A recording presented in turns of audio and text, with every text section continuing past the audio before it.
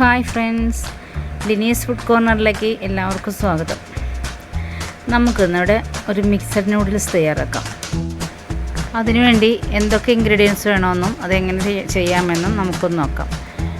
ഒരു family pack noodles, പിന്നെ 1 cup carrot നേരിതാക്കി അരിഞ്ഞത്, പിന്നെ ഒരു 1/2 കപ്പ് ബട്ടർ ബീൻസ് അരിഞ്ഞത്, ഒരു സവാള നേരിതാക്കി അരിഞ്ഞത്, പിന്നെ ഒരു 1/4 കപ്പ് സ്പ്രിംഗ് ഓണിയൻ, പിന്നെ വേവിച്ച് ചെറിയ പീസാക്കി എടുത്ത് 1/4 കിലോ ചിക്കൻ.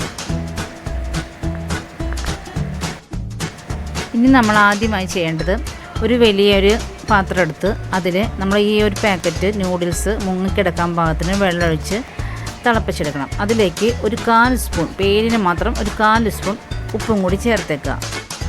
പിന്നെ നൂഡിൽസ് പരസ്പരം ഒട്ടിപ്പിടിക്കാതിരിക്കാൻ വേണ്ടിയിട്ട് ഏതെങ്കിലും വെജിറ്റബിൾ ഓയിൽ അത് നമുക്ക് ഇതിൻ്റെ കൂടെ ചേർത്ത് കൊടുക്കാം.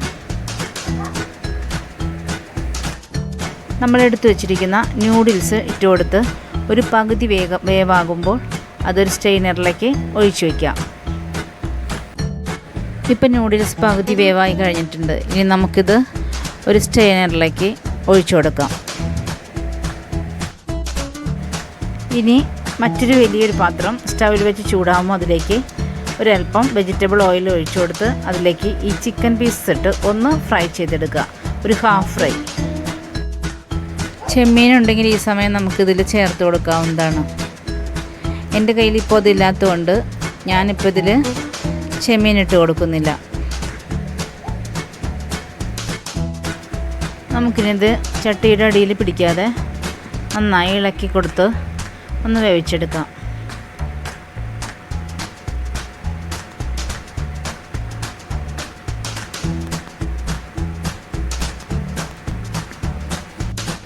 ഇനി നമുക്കതിലേക്ക് സവാള ഇട്ട് കൊടുക്കാം. സവാളയും കൂടെ സ്പ്രിംഗ് ഓണിയൻ കൂടി ചേർത്ത് കൊടുക്കാം.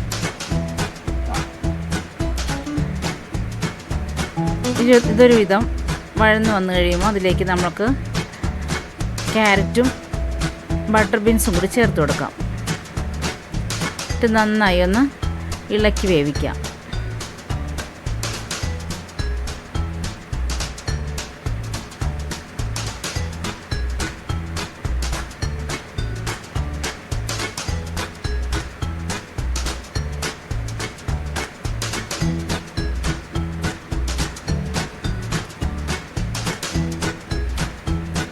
ഇനി നമുക്ക് അതിലേക്ക് 1 സ്പൂൺ റെഡ് ചില്ലി സോസും 1 സ്പൂൺ സോയാ സോസും ചേർത്ത് കൊടുക്കാം. കൂടെ 1 സ്പൂൺ ഗ്രീൻ ചില്ലി സോസും കൂടി ചേർത്ത് കൊടുക്കാം. ഇനി ഒരല്പം ടൊമാറ്റോ സോസും ഇതിലേക്ക് ഒഴിച്ചു കൊടുക്കാം. എന്നിട്ട് നന്നായി ഒന്ന് വഴറ്റിയെടുക്കുക. ഈ ഒരു സമയത്ത് നമുക്ക് വേണമെങ്കിൽ നൂഡിൽസ് ടേസ്റ്റ് മേക്കറോ അതോ ചിക്കൻ ക്യൂബോ ഒക്കെ അത് നമുക്ക് ഇതിലേക്ക് ചേർത്ത് കൊടുക്കാവുന്നതാണ്. ഇനി നമുക്ക് വേവിച്ച് വെച്ചിരിക്കുന്ന നൂഡിൽസ് ഇതിലേക്കൊന്ന് ചേർത്ത് കൊടുക്കാം. മാത്രമല്ല നമ്മൾ ഈ സ്റ്റേജിൽ ഒരു ഫോർക്ക് ഉപയോഗിക്കുന്നതായിരിക്കും നല്ലത്. അപ്പോൾ നമുക്ക് നൂഡിൽസ് ശരിക്കും വിടർത്തി ഒന്ന് ഇളക്കി കൊടുക്കാം. ഇപ്പം നൂഡിൽസ് റെഡിയായി കഴിഞ്ഞിട്ടുണ്ട്. ഇനി നമുക്കിത് ചൂടോടെ തന്നെ സെർവ് ചെയ്യാം. കുറച്ച് മുട്ടയും കൂടി ഞാൻ ചിക്കി വറുത്ത് വെച്ചിട്ടുണ്ട്. അത് നമുക്ക് ഇതിൻ്റെ കൂടെ തന്നെ ഇട്ടുകൊടുക്കാം. കുറച്ച് ടൊമാറ്റോ സോസും കൂടി നമുക്ക് ഒഴിച്ചു കൊടുക്കാം. നല്ല ഹെൽത്തിയും കൂടെ ടേസ്റ്റിയുമായ ഈ നൂഡിൽസ് എല്ലാവരും ചെയ്തു നോക്കണം. കുട്ടികൾക്കൊക്കെ വളരെ ഇഷ്ടപ്പെടും. ഇഷ്ടപ്പെട്ടാൽ ലൈക്ക് ചെയ്യാനും ഷെയർ ചെയ്യാനും മറക്കരുത്.